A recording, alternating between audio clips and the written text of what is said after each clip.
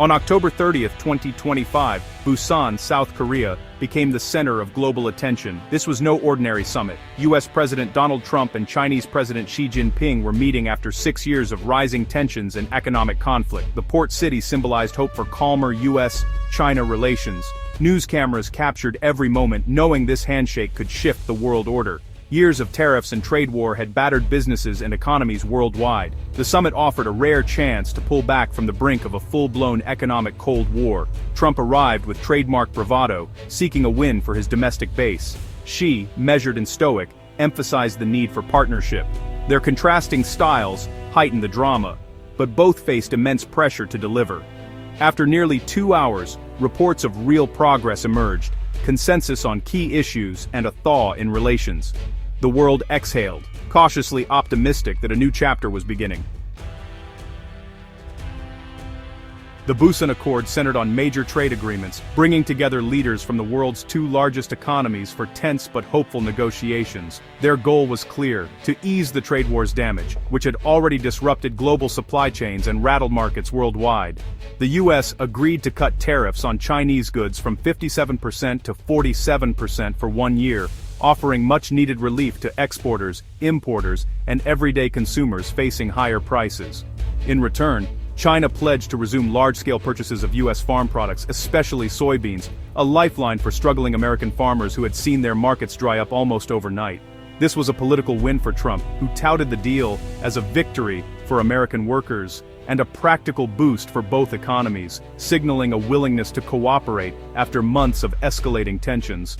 The deal also addressed rare earths, critical minerals for electronics, and green technology. China suspended export controls, and the US paused its retaliatory measures, cooling tensions in the tech sector and reassuring global manufacturers.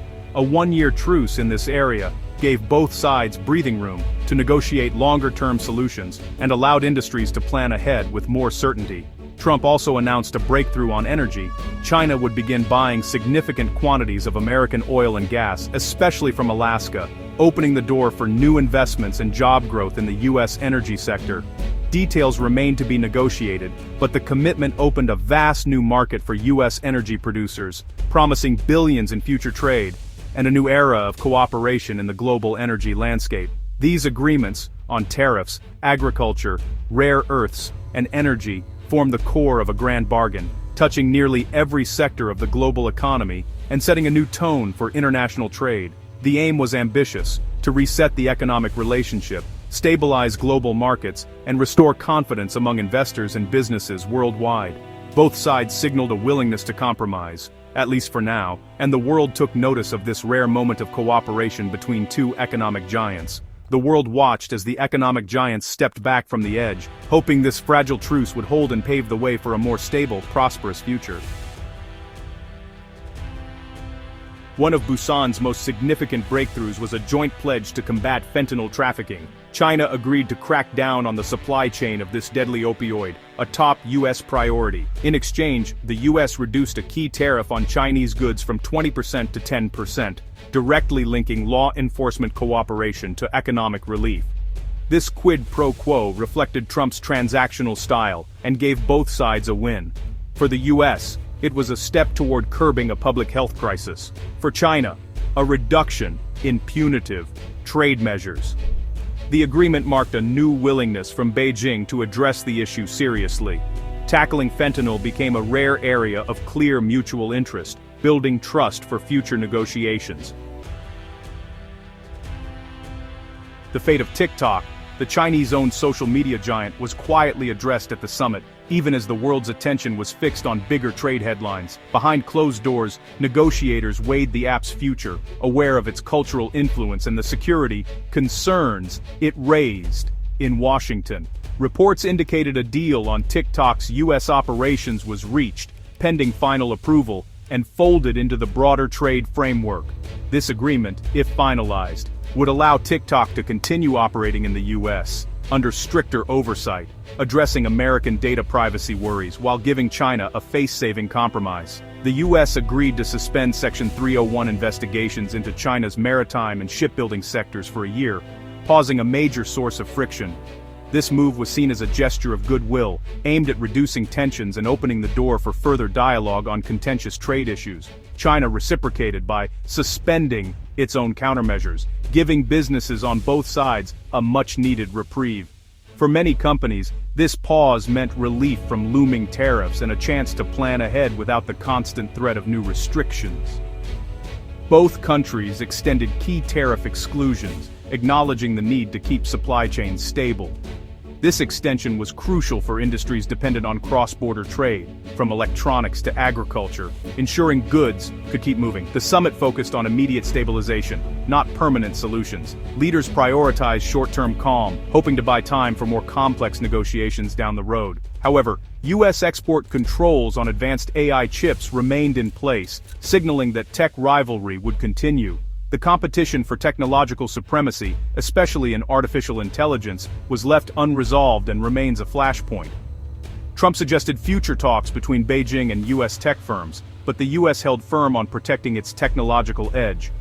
American officials made it clear that national security would not be compromised for the sake of trade. The economic truce was real, but strategic competition was far from over.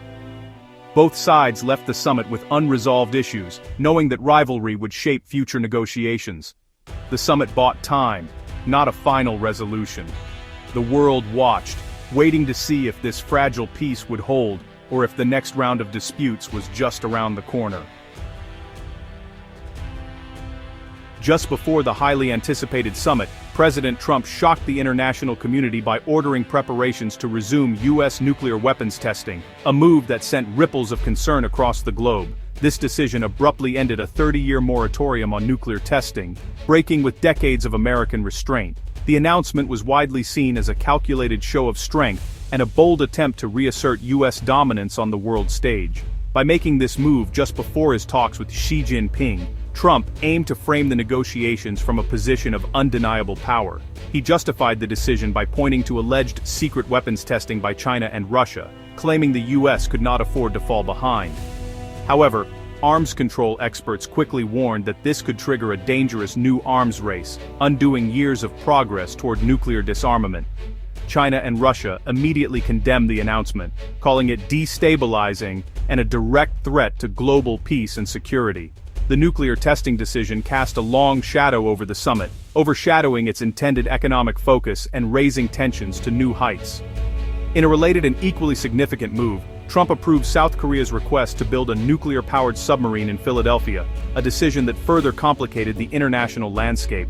Trump tied the submarine deal to promises of U.S. job creation and increased energy sales, emphasizing the economic benefits for American workers and industries. These actions also served to reinforce U.S. alliances and military posture in the increasingly contested Indo-Pacific region.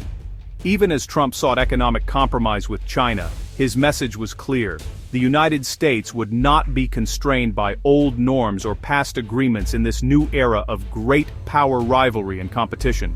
The world watched anxiously, uneasy about the return of nuclear brinkmanship and the uncertain future it signaled for global stability. The summit's most hopeful outcome was a roadmap for ongoing high-level engagement. Trump will visit China in April 2026, with Xi expected to make a reciprocal trip to the U.S. These planned visits signal a renewed commitment to direct leader-to-leader dialogue, breaking years of diplomatic freeze. Regular summits will provide a framework for managing competition and preventing misunderstandings. Both leaders are taking personal ownership of the world's most consequential relationship. Institutionalizing these meetings offers a safety valve for tensions and a chance to build on progress. The structured calendar is as important as any single trade deal. The momentum from Busan now has a path forward.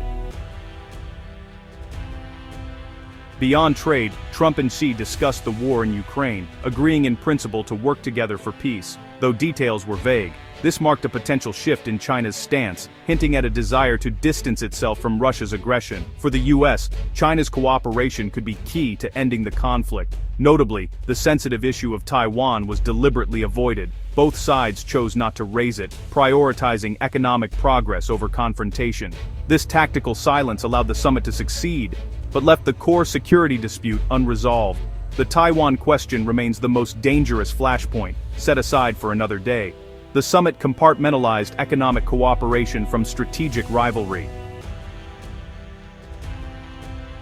The Busan summit's impact was immediate but mixed. In China, news of the agreements dominated social media, reflecting public relief at the easing of tensions. Financial markets, however, reacted cautiously. Oil prices dipped and the yuan retreated, signaling skepticism about lasting peace. Analysts praised the de-escalation on trade and fentanyl, but warned that Trump's nuclear announcement overshadowed economic gains. The one-year duration of many deals left uncertainty about the future. The summit paused the economic conflict and opened a path for dialogue, but core issues, technology, military rivalry, ideology, remain unresolved. The coming months will test whether Busan's spirit leads to lasting cooperation or proves a temporary ceasefire. The world waits to see if this fragile truce can hold.